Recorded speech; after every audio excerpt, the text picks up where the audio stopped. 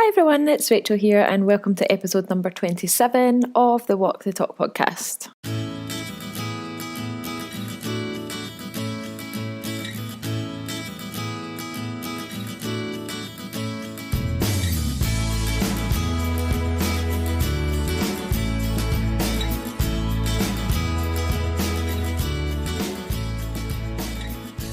So on today's episode I am joined again by Lester Savage from Primal Life.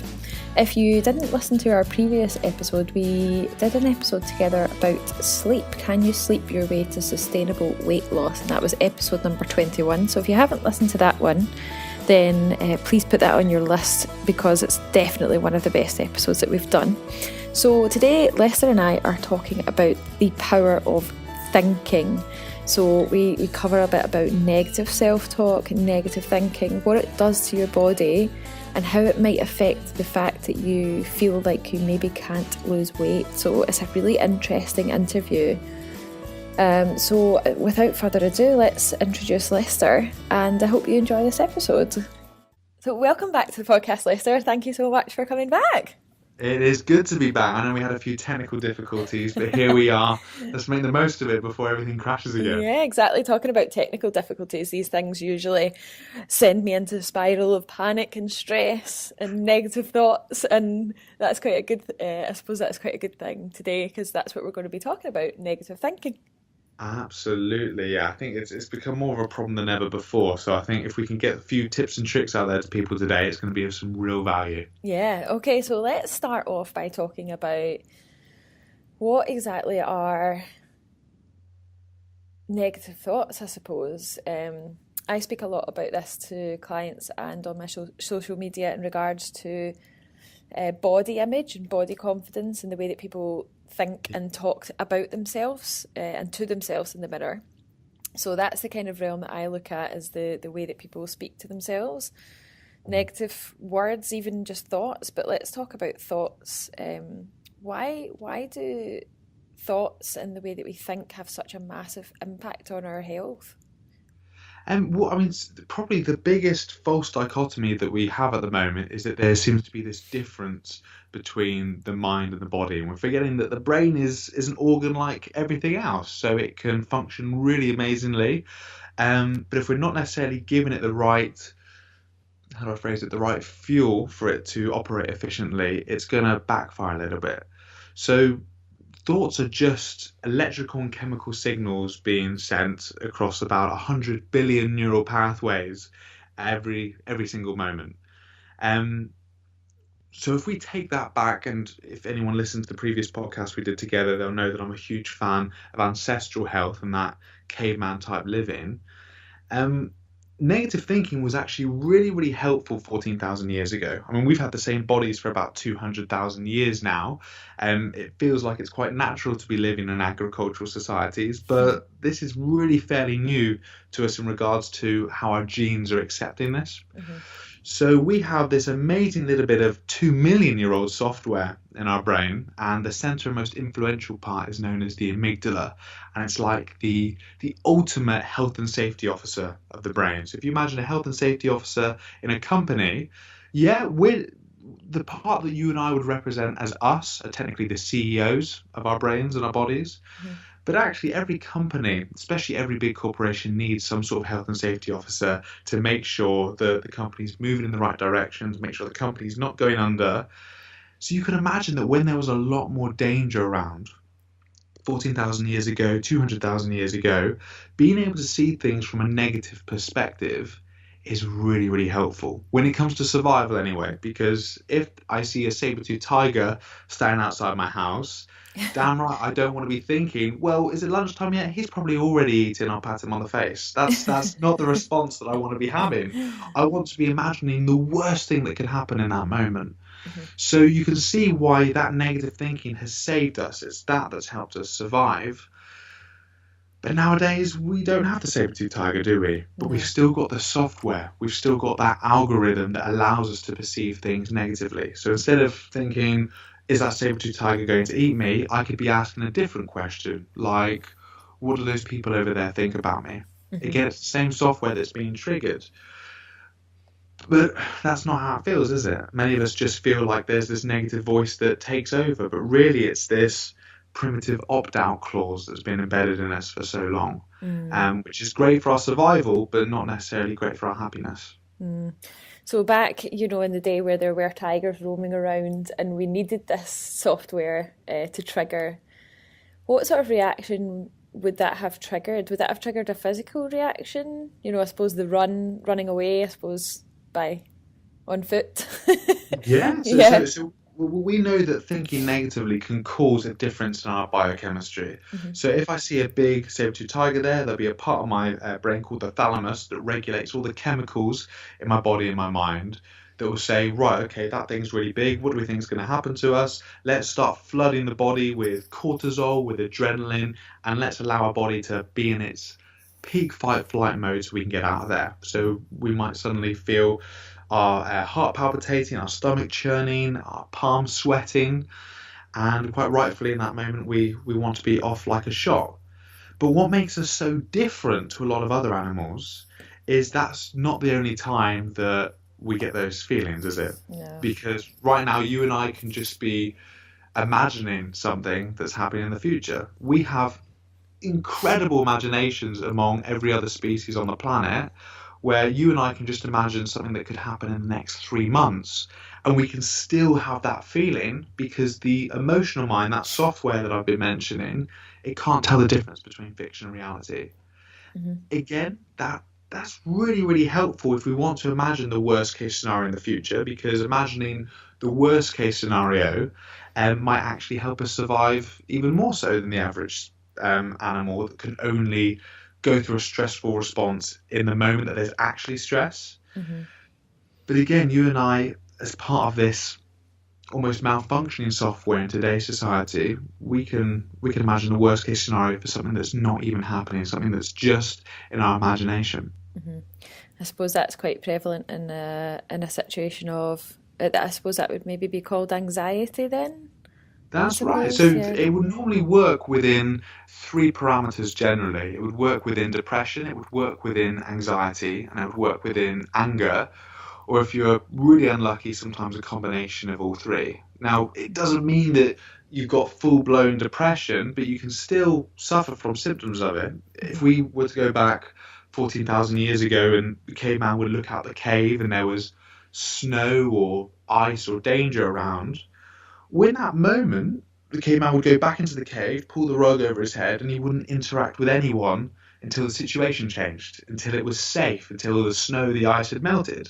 So the metabolism starts to slow down. We go into this soft hibernation mode where we can conserve our energy. Hmm.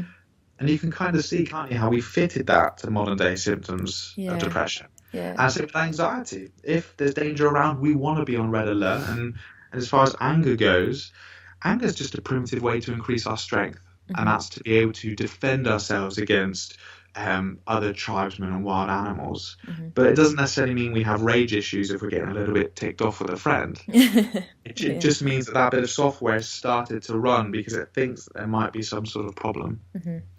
I don't know if you'll agree with this, but the more I speak to people about negative body image and the way that they speak to themselves in that way as well, and the way that they think about themselves and their lives, um, I think people are possibly don't even actually realize that it's happening.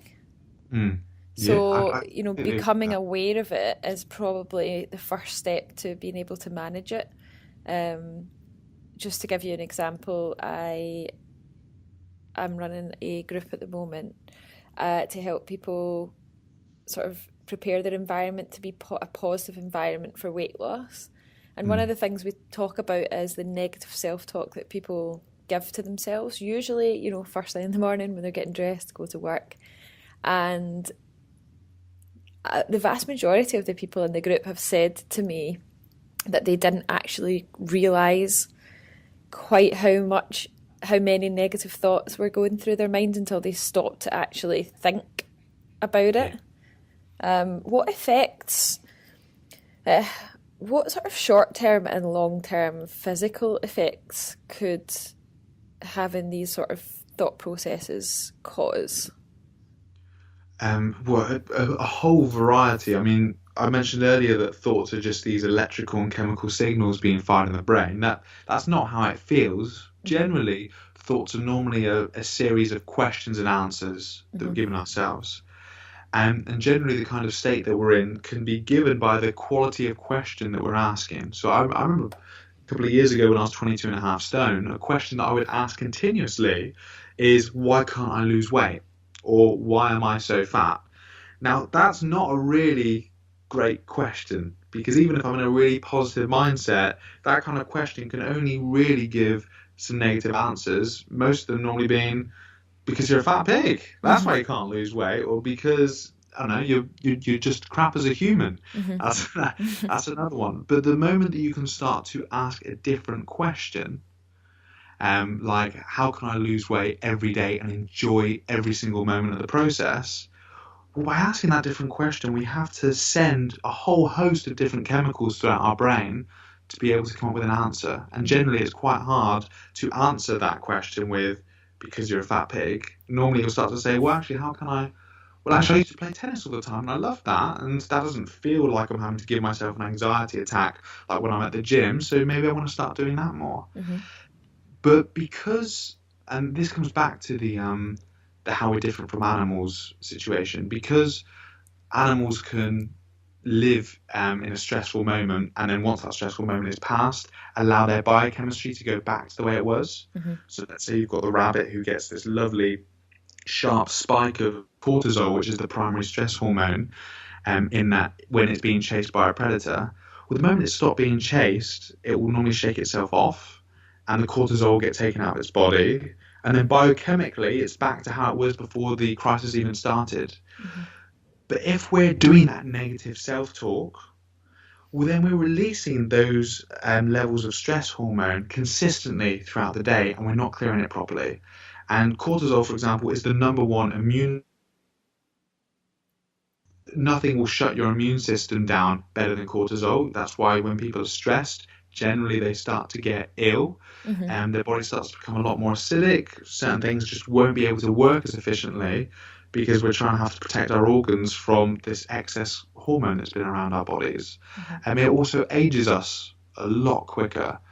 It can cause things like inflammation. So yeah, the moment you've got a negative self-talk going on for a long period of time, and because this part of the software that we've got in our brain isn't just negative, it's also obsessive. So you and I know that if we've ever thought of something negatively before, we don't just think about it once, do we? No. We think about it over and over again. So in short, when someone has that negative body image or is saying something over and over again in their heads, not just the words that they're using, but the tone that they say it in their heads. No one says, no, the reason I'm so fat is because I'm a fat pig. No one ever says it like that. No. It's the inner dialogue is a lot more fatigued. It can be a lot more angry. It can be a lot more a lot lower in its energy. And to think that all of this can occur as a result of a thought that's going through your head, that you're not physically doing anything stressful, or you don't perceive that to be a stressful thing. Like for me, I could say, okay, maybe, I don't know, maybe having one of these days where you're running late for everything goes wrong, and then you could say, okay, I'm definitely feeling stressed right now. But the fact that thoughts can cause that kind of stress, even though you may not outwardly feel stressed, that's quite shocking. It's scary, but you hit on something earlier before we even started this podcast, that actually when we're stressed, generally, I mean, if we're feeling a little bit anxious, it's about something in the future. Generally, if we're feeling a little bit low in our energy, we're feeling maybe a little bit depressed, and I use that word very lightly in this context, it's normally about something that's happened in the past. Very rarely are we truly present for stress to occur. Normally we're having to go into trance somewhere. Normally we're having to imagine something that's not right now in this moment. Because you and I could be stressed about a multitude of things that might happen in the future, but right now you and I are just having a conversation. Right now everything is absolutely hunky-dory. But if my mind is elsewhere, then that can cause quite a few troubles. But what people also have to understand is it's a bidirectional process. So that thoughts, negative self-talk, can cause issues with the body. It can cause biochemical changes that, as a long-term effect, will be negative. But there are things that we can do with our body that actually change the way that we think. Right, And, okay. and we know that when we in the last podcast that we did together about sleep, um, you and I know that if we haven't slept for 2 days, our our self-talk isn't going to be anywhere near as positive, is it? No. Because we haven't been able to clear cortisol out of our body. So generally, if our body is inflamed or if our body hasn't been able to clear out certain levels of stress that maybe have nothing to do with thoughts, well, as a result of those biochemical shifts, we're going to have negative thoughts as a side effect. Does that make sense? Oh yeah, definitely. Definitely, because last week I went through. I'm normally quite mindful of my sleep, but last week I was lucky if I was getting like 4.5, 5 hours a night, and after 3 or 4 days of that, by Thursday last week, I couldn't even really put a proper thought together in my head. Yeah. And a lot of the things that were going through my head were negative, and luckily I suppose fortunate in a way that I can actually recognize that now. I can Yes. recognize it. Um, Mm. but oh, definitely. So tell me a little bit more about when you said you can affect the way that you think by the things that you'd physically do. So sleep is one of them, and we covered that in the last episode we did together, which I will put a link to in the show notes. So if you haven't yet listened to Lester and I's last podcast episode, I'll put a link in there. But what other physical things can affect the way that we think? Um, well, there's a multitude. So I run a program that essentially is based around 7 principles. Sleep is definitely one of them, but actually, all 7 principles are in regards to how we can change our biochemistry in a positive or negative light. Another big one, which is right up your street, would be food. So we know that our emotional state can completely change depending on what we're putting into our body, and we certainly know that when we're putting alcohol into our body, don't we? We will think in a different way when we're drunk. We will act in a different way when we're drunk, and of course, we'll feel a different way if we're drunk. All we've really done is change our biochemistry because we're running on different fuel. But there's a whole host of other foods, and you know that they're predominantly processed foods that can cause gut inflammation. Now, people refer to the gut as the second brain Yep. because actually, when it comes to neurotransmitters that are being released, most of them are coming from the gut. That happy chemical serotonin that makes us have balanced mood and energy, well, 90% of that is made in the gut. So the moment that we're eating foods that can cause gut inflammation, it will send a stress response up through something called the vagus nerve into the brain, which automatically allow us to start to perceive things a little bit more negatively, or those are the moments that we'll have things like brain fog, because it doesn't matter how happy you want to be. If you've got severe brain fog, if you're shattered, if you feel really sluggish, it becomes a lot harder, doesn't it? Oh yeah. And that's because that signal's been sent from the brain from the gut into the brain. So that's a really big one. Another one that we're not getting anywhere near enough with at the moment is genuine connection to other people. You can say to someone, actually, what's worse, do you think, than spending 20 years in a room with a murderer and a rapist? Well, we know the answer to that. It's solitary confinement. Right. Okay. Yeah. Isn't it? The moment that someone goes to prison and they've got a cellmate, the only thing worse than their cellmate or something that can make that situation worse is being on their own for too long. We're incredibly social creatures, and right now we're spending more time in isolation than ever before, and that alone, quite rightfully, that health and safety officer in the brain is trying to tell us, hang on a second, why are we in isolation? Because, again, go back 14,000 years ago, if you were on your own for even a day, that's not okay back then. We used to do everything as a tribe. So the moment that we're on our own, it's still the same software that's saying, but we need other people to live. And right now our survival is in danger because of that. So that's another way to suddenly send really negative thoughts going around the brain, really negative biochemical processes on a consistent level. So if people are starting to feel a little bit down or a little bit negative, a really big question that they could be asking themselves is, well, how is their sleep? And what fuel have they been running on? but also when was the last time they connected with someone? Mm-hmm. Because it's just so easy, isn't it? I remember I wanted to test this to the extreme once about a year ago. I said, that's it. I'm going to put myself in isolation. I'm going to eat really bad food. As a result of that, my sleep's going to get a little bit worse. I'm not going to move. That's another big one. Mm-hmm. I'm going to start to become really sedentary. How long would it take me to feel like everything was off? How long would those things alone cause me to start thinking really, really negatively? And I thought maybe it could be a week or so. Mm-hmm. By halfway through the third day, so 2.5 days, it got dark pretty quickly Mm-hmm. because again, that primitive survival instinct is saying, okay, everything's wrong here. So we're going to send you a signal to try and get you to do something about it. Right, yeah. I can really, I'm actually, if the listeners could see me right now, you probably could see me there going, wow, you've just hit a really raw nerve for me. Just before we started to record this podcast, Lester asked me what I think has created such a massive shift in Walk the Talk life since I got back. And I wasn't really too sure of the answer, but you've just hit the nail on the head. I was travelling in Australia for a long time before I got home a few weeks ago. And for a period of time, not long before I got home, I was on my own for a period of nearly 6 weeks.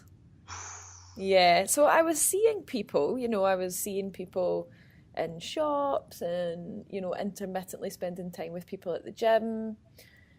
But I was living on my own and it drove me mental. I can't explain how bad I felt. How bad I felt. It was it's unlike any experience I've ever gone through before emotionally, and I didn't even realize at the time that that's what the problem was until I was in a situation where I was back living with my friends again, and I realised I was like, whoa, just spending some time with people that I care about and that care about me has literally changed the way that the thoughts that are going through my mind. And these thoughts that I was having when I was on my own for that long period of time, I was feeling mentally unwell, tired all the time. My depression was back. My anxiety was terrible. Physically, I was exhausted. I couldn't even put any effort in at the gym. My stomach, I was having horrendous stomach problems. And when you asked me earlier what has changed since you got back that's made everything so much better, I think that's what it is. It's a huge one, but all we really did in that moment, the moment that you were back with essentially your tribe, you're living with your friends, you changed your biochemistry. Actually, if we took anyone and put them in isolation for a amount of time where they started getting less sleep, again, something like depression or anxiety, or even just that negative self-talk, it's so easy to get into a place where we start to believe that maybe there's just something wrong with us. Yeah, Or I was there.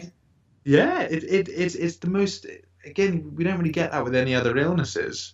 But the moment that negative self-talk really starts to take over, suddenly we start to believe that not only is there something wrong with us, but maybe we're just wired this way and we'll never be happy again. And it's a horrible, harrowing feeling. But all it is it's a result of us being biochemically off balance. It's why I refer to the process that I do with people as becoming biochemically sober, because all we're really doing is living in line with what our bodies have been used to living in for about 200,000 years. But we forget it. It's the small things. I know that you're short on time. There's something that I would love. There's an exercise I'd love to give your audience, if that's okay, that I think would really, really change the whole game for them, even if they did it today. Yeah, let's do it. That was going to be my next question, was going to be, let's talk about some strategies. What in the world do we do about this? How can we fix this? Okay, so first of all, just to put people's worries out their mind that actually there's something wrong with them, or there's something that maybe they're just wired in this negative manner. There's a really, really important word that they must take away from this podcast, and it's neuroplasticity. And what that really means is that the brain is a little bit more like Play-Doh than it is porcelain. The only reason that you see someone who's at the gym absolutely coated in muscles is because they've essentially stretched and ripped those muscles and allowed those muscles to heal back stronger than before. And they've done that time and time and time again to the point where they're much stronger than the average person. Well, it turns out that the brain, even though it's not technically a muscle, it has features just like that. So, and there was a neuroscientist called Richie Davidson who looked at the brain scans, the MRIs of Tibetan monks, these people who are obviously used to experiencing mindfulness and gratitude in day-to-day life. And when he looked at their brain, he found that there was a part of their brain called the left frontal cortex, which seemed a little bit more enlarged than the average person. So he wanted to delve in a little bit further to say, well, hang on a second, do you need to be the Dalai Lama to have something like this? Do you need to be a Tibetan monk? Or is this something a little bit like a muscle that if we're willing to put the time in, we can all train to get a little bit better at? So he got 8 volunteers who'd had no experience in meditation, no experience in gratitude training or anything like that. And he got them to do a few different exercises over an 8-week period. And over the course of 8 weeks, he looked at their brain scans at the very end, and every single one of their left frontal cortexes had grown. Right. Which is amazing. But alongside that, no one really cares what the brain's looking like unless we're getting an effect from it, right? So every single one of them felt a lot more positive, felt a lot more grateful. Their self-talk had pretty much extinguished. And even if there was any self-talk, negative self-talk, and they were able to catch themselves out. Because they were able to start analysing these negative thoughts logically. So there's a little exercise that people can do, and the reason I use this name is because it's so spectacularly camp as a title. It's called the sparkling moment. Oh, yeah. that sounds great. If my voice could go that high, that's the noise I'd make. Oh, God. Lord, there's notes I haven't even heard before there. So the sparkling moment is really, really simple. So a lot of people might be familiar with things like gratitude lists, where essentially you write, in the morning, you write down 3 things that you're grateful for, and that's a lovely way to start the day. But a lot of people don't take the time to really feel that. A lot of time they say, yeah, I'm really happy it's sunny, I'm glad for my kids, I'm glad that I get to go to work and I'm healthy. And then they keep going on with their lives feeling absolutely miserable because they haven't taken the time. Now we know, and you certainly know, that if we went into the gym, picked up a light weight and just moved it 2 or 3 times, 5 times maybe, well, we're not going to get any stronger. We're not going to get any better at lifting that weight because we haven't pushed ourselves yet. So what this exercise does is, essentially, I would ask the people listening to this to write down a list of 10 sparkling moments, 10 positive things that have happened over the last week.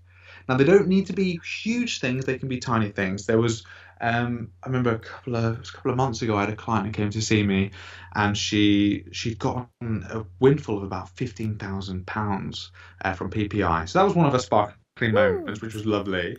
But then a little bit later on the list, she also said, I was doing the washing up. I looked outside the window and I could see the flowers were blooming. And that was actually lovely. So these are all that are relative to you, things that you might have forgotten. But what will happen for probably about 99% of the people here is on that way up to 10 sparkling moments, they'll have a block.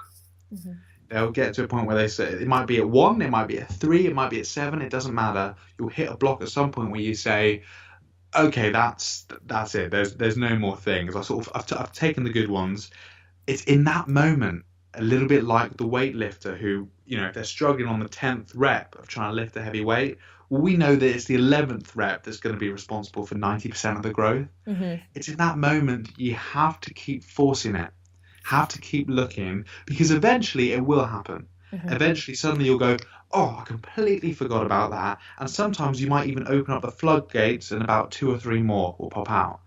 If you don't have your block at 10 doing this, by the way, keep going until you hit the block. The whole purpose of this, and it's not an easy exercise, it really is a mental workout. The whole purpose of this exercise is to get to a block, to then force your brain to work in a manner past its comfort zone where it hasn't been used to. And it's in that moment that the left frontal cortex will get bigger. And guess what? In a week's time, when you do this again, you'll be able to do even more. Because you've exercised that part of the brain like a muscle. And it will get to a point where actually, I can normally come out with about 15, 20 every single day now. Whereas when I started, I remember I hit 3 and I couldn't do it. But after a while, the filters start to change, and naturally you start to see things in a more logical and a more positive light. And yeah, there's going to be good things, there's going to be bad things that are happening. But chances are, if you've been having that negative self-talk, you would have been seeing all the negative things that happen throughout the week and none of the good stuff. So this isn't a positive thinking exercise. This is being able to even up the scales for you a little bit, so you can notice all the amazing things that happen throughout the week, as opposed to just focusing on the things that went wrong. I love that. I love that. I am going to do my sparkling moments today. Yeah. I was just thinking about some there while you were talking. I was like, here goes my brain going, ooh. And send me an email with them on. I'd love to see them. And I'd also love to know what number you hit the block on. Just to also give people a little bit of help. 10, a lot of people, and I've done this with sort of in big seminars before, where you'll go through and you'll be asking people who've gone into sort of groups of 2, or partners, whatever you want to call it. They'll basically, I'll say, how many have you done? They said, oh, we did really well. We managed to get to 8. Well, that's not the exercise. The exercise is to get to 10. And I had a client who started to get a little bit better. They used to be suicidal. 3rd session that they came to see me, they ended up having to cancel because the night before they tried to take their life and they were in hospital. Now, I got to see them later that week, and I said, let's go for it. And as you can imagine, they're in a really, really bad place at the moment. And they said, believe me, that I'm not going to find 10. Just coming here is the only sparkling moment that I've got. So I said, we know there's more. We know there's some that have just gone into the blind spot. Again, 10 minutes later, he had 10. Wow. And that was in the week that they tried to take their own life. So every single person listening to this can get 10, and because it's just basic neuroscience, every single one of us can exercise that left frontal cortex, so we can start to reduce that negative self-talk in our life. Love it. That is amazing. Thank you so much. That has been really eye-opening, as always when we have a conversation. It's been my pleasure. But I want to at least give someone something that they can start applying right now, the moment that they finish listening to this. No, that's absolutely brilliant. And if you're listening to this and you do, hopefully you will, everybody should, you do this exercise, it would be really awesome if you could find a way to reach out to both of us and show us what your 10 sparkling moments are, or if you don't want to share exactly what they are, you could even get in touch and let us know that you've done it and how it made you feel, and perhaps maybe even contact one of us via Instagram or Facebook. I'll put all the links to both of our contact details in the show notes so that you can easily access them. And maybe we could even have the hashtag sparkling moments on social media if you do want to share anything. Once this podcast goes out, perhaps we can do a little search, and if we find any, we can share them. That'd be cool, wouldn't it? It would be lovely, and you'll be amazed at the things that you forgot first time around. I had someone who hit a block at 8, and then on their 10th sparkling moment, after they'd really pushed, they said, oh, my dad's had stage 2 cancer for the last couple of months. He got the all clear yesterday. Now, you think that would be the first thing they pop down on their list, that someone who they're incredibly close to is actually going to be okay. But that had completely gone into the blind spot. So you might find that actually the ones at the end turn out to be the best as well. But I would absolutely love to hear what some people's sparkling moments are, because they're all different and they're all lovely. They're all sparkling. It's all what's best for you. Brilliant. Let's do it. Well, thank you so much for joining me again. I'm sure every time we finish talking, I think, I need to do another one of these again.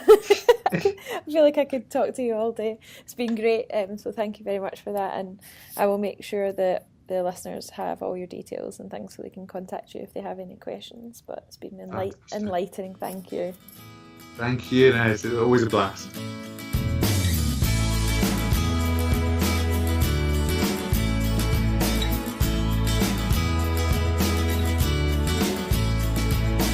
So I think you'll agree that that was another amazing interview. Thank you so much, Lester, for joining me for another episode. If you'd like to find out more about what Lester does, or you possibly want to have a look at his book or events, then check the link in the show notes and you'll be able to find out all you need to know. We spoke about sparkling moments in this episode of the podcast, and both of us would love to hear if this exercise has helped you. So please reach out to us, or even just use the hashtag sparkling moments on social media, and we will look out for your posts. That's it from me for today. If you have any questions or you want to get in touch with me, just email me. It's Rachael at walkthetalklife.com. That's Rachael spelled Rachael at walkthetalklife.com. I would love to hear from you. And that's it for another week. I will see you next Thursday morning for another episode of the Walk the Talk podcast.